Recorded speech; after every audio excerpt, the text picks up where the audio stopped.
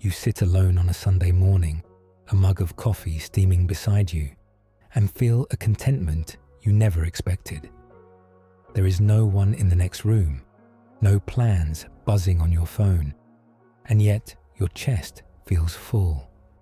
It occurs to you that for the first time in a long time, you are not aching for someone to call, text, or knock on your door.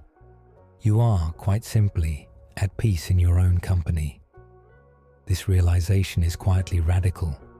It upends years of believing that happiness was a joint venture, that joy required an audience, that your worth was measured by who chose to stay.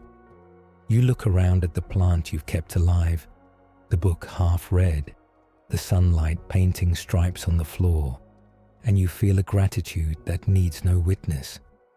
The joy is subtle but profound, like a melody you've been humming your whole life without hearing until now.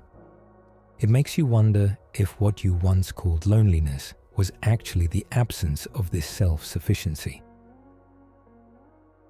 You stand at the edge of a party, drink in hand, the room buzzing with laughter and stories, and suddenly the noise feels like an overlay rather than a necessity. You watch conversations unfold like scenes in a play, people performing roles, flirty, intellectual, sarcastic, sentimental. You have played those roles too, but tonight you are content to observe.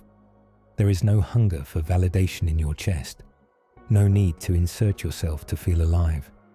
You smile at the realization that you could leave at any moment and your sense of self would remain intact. For years, crowds were your oxygen. The approval of peers was a salve for an unnamed wound. You are surprised to find that the wound has closed. The scar remains, reminding you of who you were, but it no longer throbs. You leave the party early, not because you are sad, but because your bed and the book waiting there are more inviting.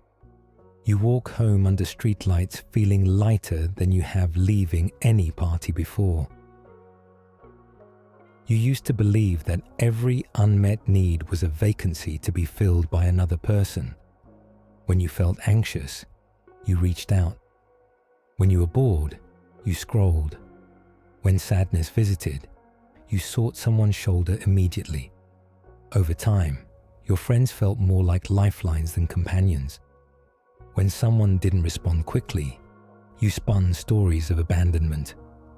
One afternoon, after a series of unanswered texts, you sat on your couch and decided not to reach out. You did not swallow your feelings, you welcomed them. Anxiety arrived, but you stayed still. Boredom crept in, but you let it sit.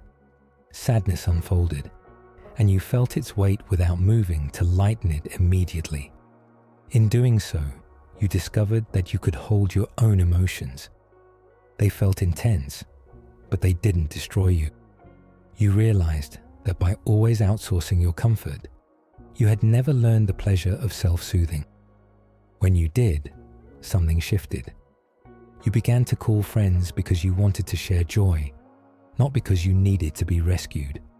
The joy of not needing people did not make relationships irrelevant. It made them sweeter, free of obligation and desperation. This newfound independence changes the texture of your interactions. You listen more deeply because you are not waiting to be saved. You give more freely because you are not calculating returns. You decline invitations without guilt because you are not driven by fear of missing out. You sit with someone in silence without feeling compelled to fill it. Your presence becomes a gift rather than a plea. People respond to this shift. Conversations deepen, connections become more authentic. Those who thrived on your dependency drift away, sensing no foothold for their own insecurities. Those who appreciate mutual respect and space draw nearer. You realize that needing less does not equate to loving less. It allows love to emerge from choice rather than necessity. It turns relationships from survival strategies into dances.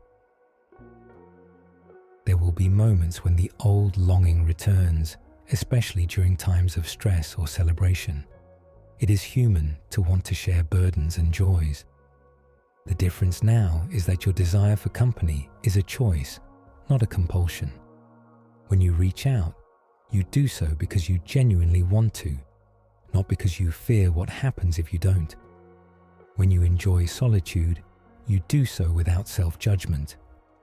This flexibility is liberating. You are no longer trapped between clinging and isolation. You flow between connection and solitude like someone walking in and out of sunlight, comfortable in both warmth and shade.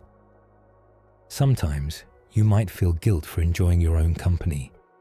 Cultural narratives often equate independence with selfishness.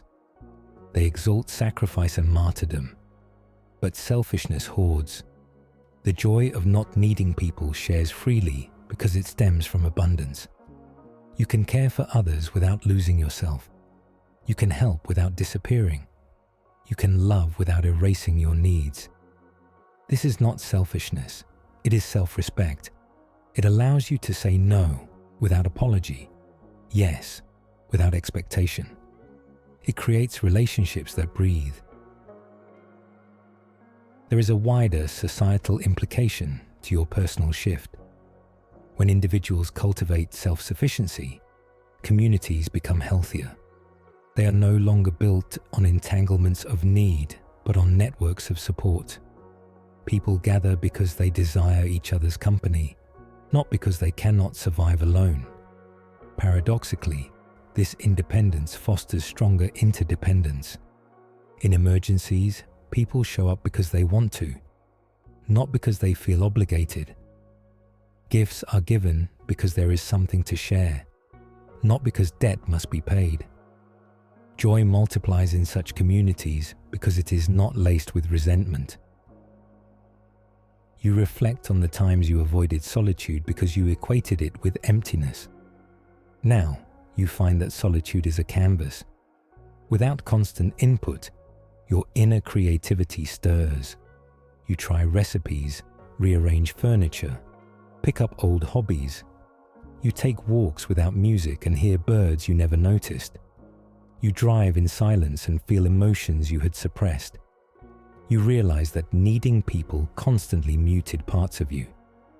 In their absence, those parts find their voice. This voice guides you to activities and places that resonate with your core. It becomes easier to say no to situations that don't align because you can hear yourself clearly. One day, someone asks you what happiness means to you. You answer without hesitation, being at ease with myself.